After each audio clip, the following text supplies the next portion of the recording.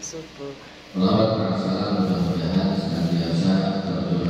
Lanjut kultum subuh guys. Tadi malam udah pulang kah? Jualan terus. Lebih sering. Manis-manis jualannya. Bapak Ibu jamaah rahimakumullah. Itu dia senantiasa khawatir terhadap amaliyah-amaliyahnya tidak diterima oleh Allah Subhanahu wa ta'ala. Dia senantiasa berpikir seperti itu, takut. Ketika sholat, ya Allah, sholatku diterima apa enggak ya? Tidak. Ketika wiridan, ketika zikir, ya Allah, zikirku diterima apa enggak? Ketika puasa, puasaku diterima apa enggak ya?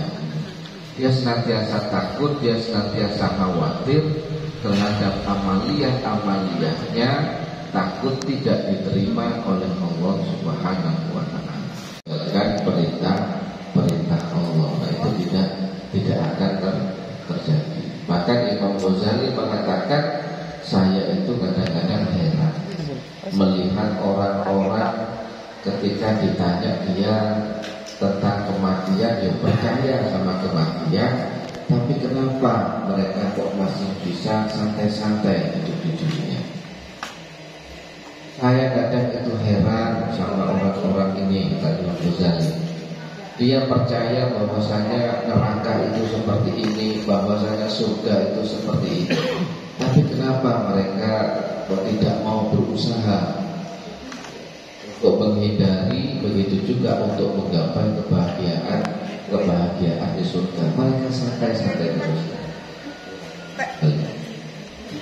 Makanya Bapak Ibu jamaah rahimakumullah, mari kita bersama-sama berusaha ya. Bersama-sama berusaha meningkatkan amaliyah kita ya. Makanya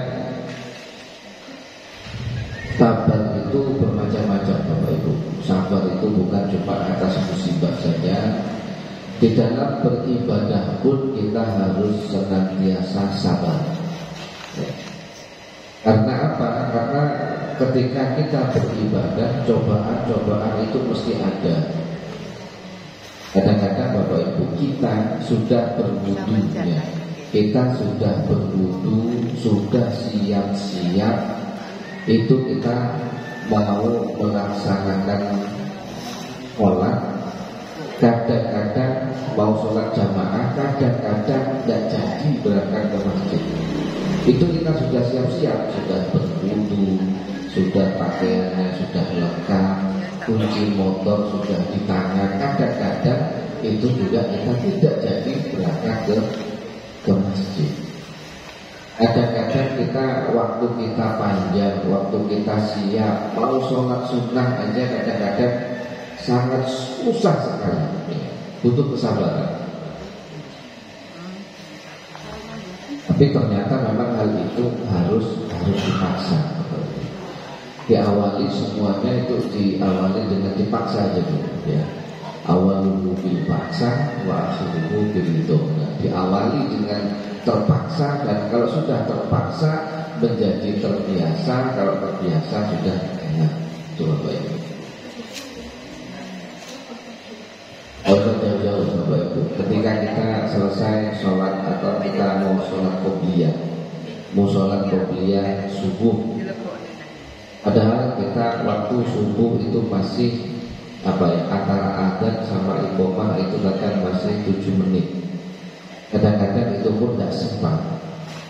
Begitu juga ba'diyahnya, ba'diyah apapun, mau ba'diyah itu qobliyah duhur, ba'diyah duhur, atau qobliyah asar, atau ba'dal maghrib, qobliyah isya, ba'dal isya, qobliyah subuh. Kadang-kadang itu aja susah sekali mau melaksanakan itu. Padahal sebenarnya tidak berat Bapak Ibu. Tidak berat. 2 rakaat itu berapa sih? 1 menit ya? Tidak sampai 2 menit, tidak sampai.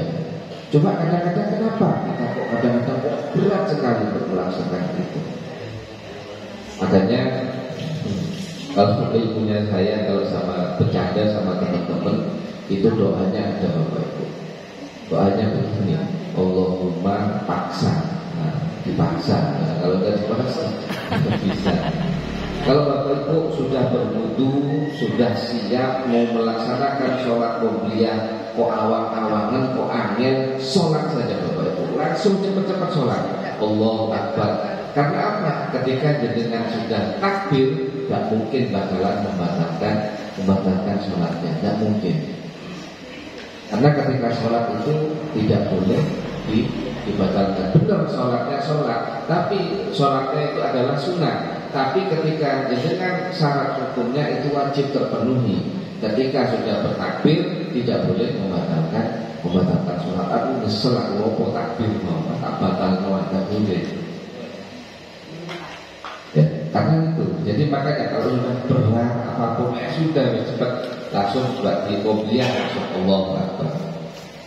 Kalau sudah bertakbir mau tidak mau harus diselesaikan sampai salam. Makanya ngapunten Bapak Ibu. Kadang-kadang untuk ikut kurban biasanya ada patungan nyicil nih Bapak Ibu ya, nyicil 300 umpamanya, 1 bulan 350. Kalau sampai mikir melu enggak jadi biasanya. Tapi kalau sudah ada uangnya 350 kasihkan, nah itu email juga 350. Kalau sudah dikasihkan uangnya, pikirnya apa? Tidak bakalan ditarik kembali. Kalau sampai itu pun kalau ditarik kembali, namanya aku mau tak jalur benar, tidak mungkin Bapak Ibu, susah juga itu. Kalaupun sampai mau minta lagi, itu pun sudah berpikir 1000 kali. Begitu juga ketika kita melaksanakan ibadah. Ketika kita berat melakukan ibadah, paksa. Ketika sudah dipaksa, ketika kita sudah melakukannya, insya Allah itu akan menjadi ringan. Ya. Jadi seperti itu Bapak Ibu, kita berusaha. Karena apa ya? Itulah watawasau bil haqqi watawasau bis sabr. Jadi bersabar itu bersabar di dalam melaksanakan perintah Allah, begitu juga bersabar di dalam menjauhi larangan-larangan Allah Subhanahu wa Ta'ala. Melaksanakan perintah itu banyak gangguannya, begitu juga meninggalkan larangan-larangan Allah itu juga banyak gangguannya. Ada aja kadang-kadang dibisiki wala sidi ayo bro kamu gitu ya. Kopo sidi ayo besok kan iso diganti ya. Itu kadang-kadang seperti itu. Mati kecil kita kadang-kadang ada perasaan seperti itu yang dibikin diwaswisu, dibikin was-was. Gitu. Bapak Ibu jamaah rahimahullah, mari bersama-sama kita berusaha kita senantiasa takut terhadap perintah-perintah Allah yang kita laksanakan tidak diterima. Senantiasa ketika kita merasa takut tidak diterima, kita akan senantiasa memperbaiki. Oh ya, tadi sepertinya wudhu saya kurang wudhunya diperbaiki. Kalau syarat rukunnya, syarat rukunnya kurang, syarat rukunnya diperbaiki. Oh ya, sholatnya saya kurang, itu juga diperbaiki. Karena apa? Ya, karena sebagaimana Rasulullah menjelaskan bahwasanya ada seseorang yang rajin sholat, ketika malam dia sholat malam, tapi kalau siang hari masih mencuri. Hanya Rasulullah, nanti sholatnya yang akan mencegah perbuatannya. Ketika sholatnya dia baik, maka niscaya yang lain akan menjadi baik. Kalau sholatnya tidak baik, maka yang lain pun akan kecenderungan menjadi tidak. Bapak Ibu sekalian, rahimahullah, sekali lagi mari kita berusaha sebisa mungkin, sekuat tenaga, sekuat waktu, sekuat biaya untuk senantiasa memperbaiki diri. Ya, apa yang sudah kita tinggalkan di setahun kemarin ya, Mudah-mudahan dijadikan amaliyah yang husnul khotimah yang akan kita terima catatan amal kita nanti di hadapan Allah dengan tangan kanan ya.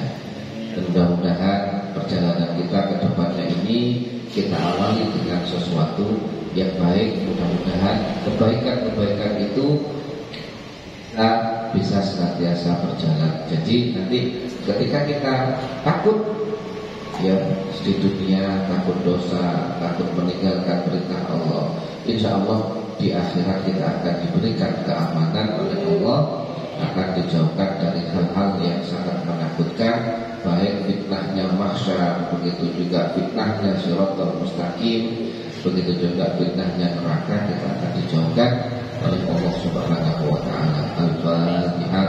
A'udzubillahi minasyaitonir rajim. Bismillahirrahmanirrahim. Alhamdulillahirabbil alamin. Ar-Rahmanir Rahim. Maliki yaumiddin. Iyyaka na'budu wa iyyaka nasta'in. Ihdinas siratal mustaqim.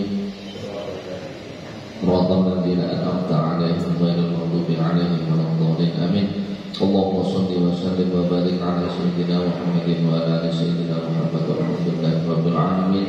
Hamdan yuwafi ni'amahu wa yukafi mazidah. Ya Rabbana lakal hamdu kama yanbaghi li jalali wajhikal karim wa 'azimi sultanik. Subhanaka la ilma lana illa ma 'allamtana innaka antal 'alimul hakim. Allahumma ighfir lana warhamna wa liwalidina wa limasyayikhina wa li ikhwanina fillahi ta'ala wa li kullil mu'minina wal mu'minat wal muslimina wal muslimat al ahya'i minhum wal amwat. Allahumma arinal haqqa haqqan warzuqna ittiba'ah wa arinal batila batilan warzuqna ijtinabah. Rabbana atina fid dunya hasanah wa fil akhirati hasanah wa qina adzabannar. Subhana rabbika rabbil izzati 'amma yasifun wa salamun 'alal mursalin walhamdulillahi rabbil alamin. Kurang lebihnya mohon maaf. Allahumma waffiq ila aqwamit thoriq.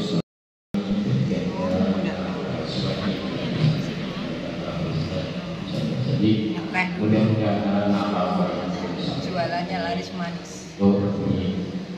Pengalaman kita memang semuanya luar biasa.